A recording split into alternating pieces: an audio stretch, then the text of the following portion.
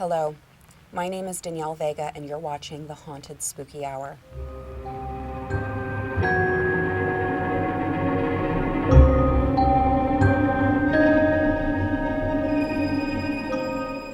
The following stories are allegedly true experiences sent in by readers. This next story comes from Kelly Wadeko. My son was a toddler. He was playing in his room by himself in the afternoon while I was putting away laundry. As I was sorting clothes, I hear him scream bloody murder, so I run to his room where he's tucked himself under the art table, still screaming. I scooped him up, and he held on to me so tightly as I asked him what had happened.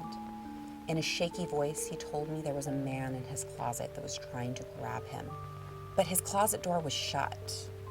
I repeatedly told him that there wasn't a man in his closet and that I would show him that he was safe. So I walked over to the closet, put my hand on the knob, and my son grabbed onto me so tightly I couldn't breathe, all the while muttering, "Don't open, don't open."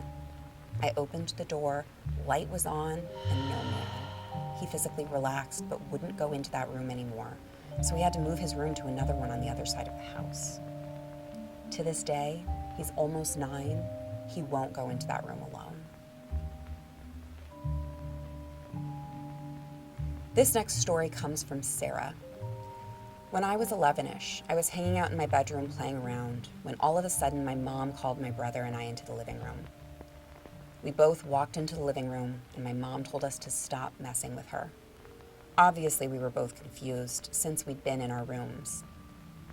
When we asked what she was talking about and explained we were in our rooms, she pointed to a curtain where there were 2 very outlined human faces.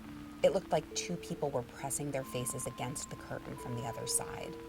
You could see the outline of noses, eyes, and even the mouth along the whole shape of the head. Slowly, another face started to appear in the curtain right beside the other 2. I sat on the couch with my mom and brother.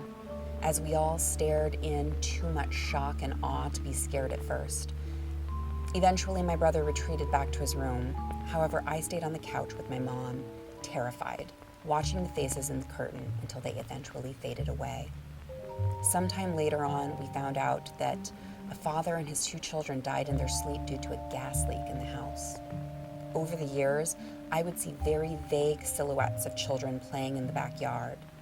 Things would go missing in the house and end up in our unused attic. Shadows outside of my window, along with things being knocked over in my room when I was trying to sleep.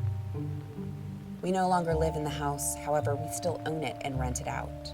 I haven't asked our current tenants if they've experienced anything. I don't want to spook them and cause them to leave. This story is from Tori Nicole. I was 11 years old when this happened to me. I tell people this story all the time. It's the reason I believe in ghosts.